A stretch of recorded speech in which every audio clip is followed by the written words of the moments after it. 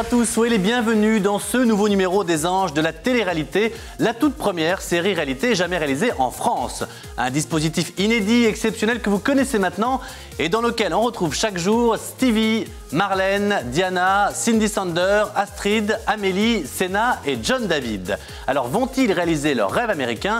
Eh bien restez avec nous dans quelques minutes direction Los Angeles pour la suite de leurs aventures avec au programme de l'épisode du jour une Marlène bien décidée à jouer de ses charmes pour convaincre un grand producteur de musique et une Cindy Sander en plein enregistrement d'un premier titre made in USA.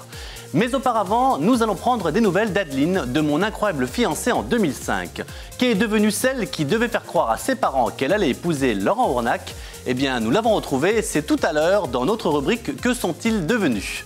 Et pour nous accompagner tout au long du programme, celui qui a joué le grand frère, le confident de nos anges à Los Angeles, Fabrice Sopoglian est avec nous. Bonjour Fabrice. Bonjour Mathieu. Soyez le bienvenu.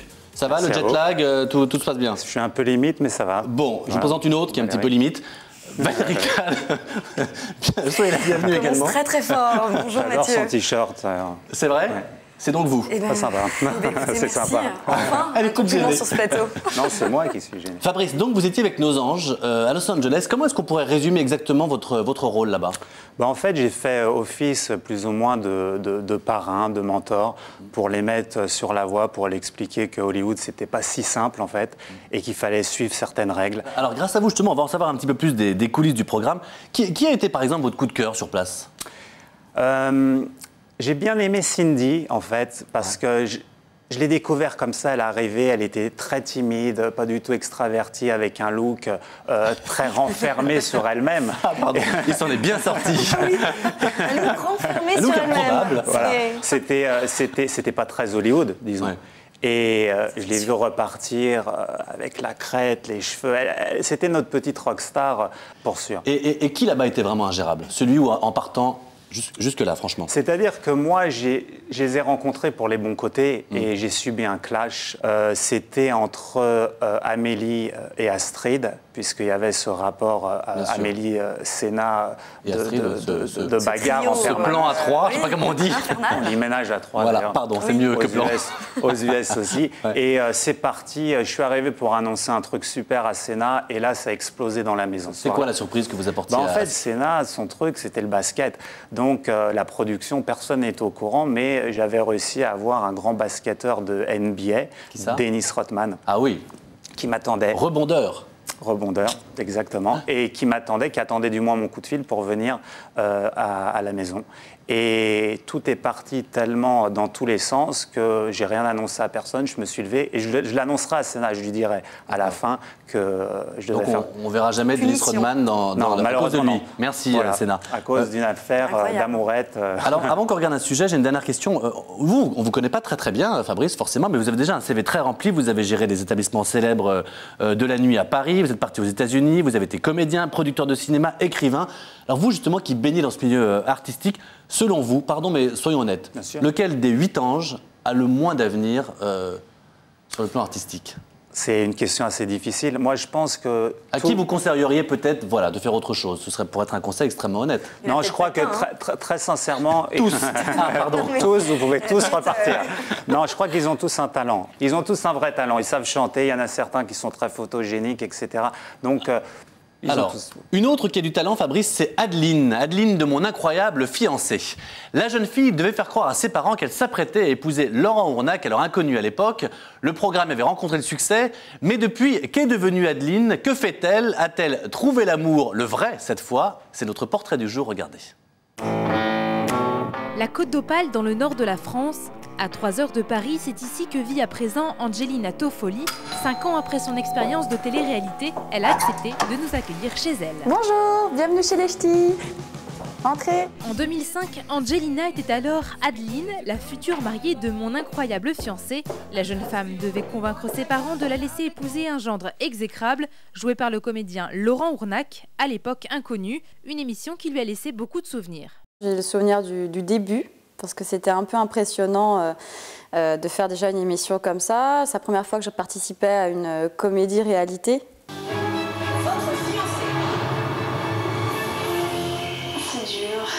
Deuxième grand moment, c'est quand je découvre mon faux fiancé. Et puis après, l'arrivée de ma famille, où là, il y a eu des moments forts. C'est avec beaucoup d'émotion qu'Angelina a voulu revivre un instant clé de l'émission, le moment après des semaines de tension avec sa famille, où son père accepte son choix et vient la mener à l'hôtel.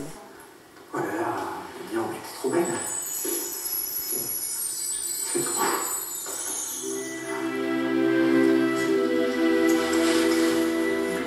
C'est dur de revoir ça. C'est émouvant de revoir ces images-là. Rien que de les regarder, ça me redonne envie de pleurer. C'est le plus beau moment de l'émission. C'était magnifique. Il m'a fallu 25 ans pour attendre que mon père enfin me dise qu'il m'aimait et qu'il me montre vraiment qu'il m'aimait.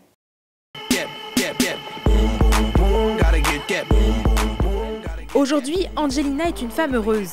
Après la diffusion de Mon incroyable fiancé, la jeune femme n'a pas arrêté de s'essayer à des domaines très variés. Cours de comédie, métier de l'esthétique, événementiel à Roland-Garros et animation dans un célèbre club de vacances. Et pour évoquer sa toute nouvelle vie, elle a absolument tenu à nous emmener quelque part. Donc regarde déjà, il suffit de lire. Je t'emmène. On est bien, j'ai l'impression d'être seule au monde, mais avec un peu de soleil, la mer et tout, c'est magique. C'est beau. Angelina est à présent à la recherche de sérénité. Plus de vie parisienne, plus de rythme à 200 à l'heure. La Dijonnaise a eu le déclic cet été. J'ai tout plaqué, je travaillais dans un célèbre club de vacances à l'étranger où j'avais décidé de reprendre l'animation. Et j'ai l'homme de ma vie qui est arrivé comme par surprise. Et puis j'ai tout lâché pour lui, pour vivre avec lui ici dans le Nord. J'ai décidé de mettre tout en stand-by, aussi bien dans la carrière artistique, qui était aussi mon grand souhait, c'était de pouvoir être actrice. Je l'ai mis en stand-by vu que ça n'a pas fonctionné comme je le souhaitais à l'époque. Et puis maintenant, c'est vrai que je me consacre beaucoup plus à l'homme de ma vie, à prendre du bon temps aussi. Angelina pratique 3 fois par semaine de la danse sportive, du step, du cardio et du body de combat. De l'énergie, elle en a à revendre et de l'amour aussi. Avec son compagnon, il songe depuis peu à fonder une famille.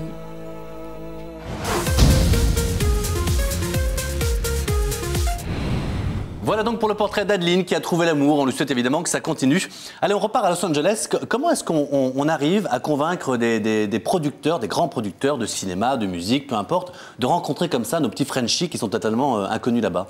J'ai vendu plus ou moins ces candidats comme des gens assez connus de France. Et par rapport à ça, j'ai réussi à organiser à travers mon réseau des rendez-vous. Mais l'Amérique, c'est quelque chose de fantastique parce que l'Amérique, tu peux obtenir un rendez-vous avec n'importe qui s'ils pensent que tu vas faire de l'argent. Ils vont faire de l'argent avec toi. Alors un mot sur vous. Vous avez plein de projets. Donc ce serait 3 émissions pour en parler. Des émissions des projets d'émissions de télévision. Et puis parmi les projets un peu fous, celui de créer une télé-réalité avec l'acteur Steven Seagal. C'est vrai ça? Exactement. J'ai rencontré quelqu'un un jour et j'ai exposé ce projet. Et 2 heures après, j'ai reçu un coup de fil sur mon portable. Et c'était Steven Seagal. Ah, quand même. Ça le fait, ça le fait. Voilà. Et moi qui étais fan de Steven Seagal, non, j'ai reconnu sa voix, etc. Et il m'a dit, tu veux faire une émission avec moi en France? Ok, avance sur le projet, je signe. Et ce que je voudrais faire, c'est mettre Steven Seagal en tant que professeur, où il entraîne pendant quelques semaines de jeunes Français, et le candidat gagnant pourra partager l'affiche avec Steven dans son prochain film. Énorme, énorme. En tout cas, moi je regarderai, ce serait sympa. J'espère que ça arrivera en France. Valérie, pas mal. Est-ce que vous aviez... Oui. La bouche ouverte. Eh ben, J'ai pas trouvé mieux comme transition, pardon. Eh ben, non, mais elle est poétique, elle est toujours toujours tellement gentille. Ben, je vais la rendre très utile, ma bouche ouverte. On a un coup de gueule sur le coaching de la télé-réalité. Fabrice, on sait que vous étiez un peu, en quelque sorte, le coach de nos anges, là-bas, un petit peu. Eh ben, moi, je vais vous dire qu'on n'en peut plus des coachs de vie du genre... Un coach pour éduquer tes enfants, un coach pour la déco, un coach pour être belle toute nue, un coach pour tes fringues, un coach pour nettoyer ta baignoire avec du vinaigre de vin blanc. Alors, tout ça, en fait, c'est pas fini. Vous allez voir qu'aux US, il y a des choses quand même incroyables qui arrivent. Par exemple, si vous avez envie de ressembler très fortement à la célébrité, la personnalité de vos rêves, vous allez voir qu'il y a quelques coups de bistouri, c'est possible. Oh mon Dieu, regarde tes lèvres. Ah! Mais ça a l'air bien. Merci, docteur.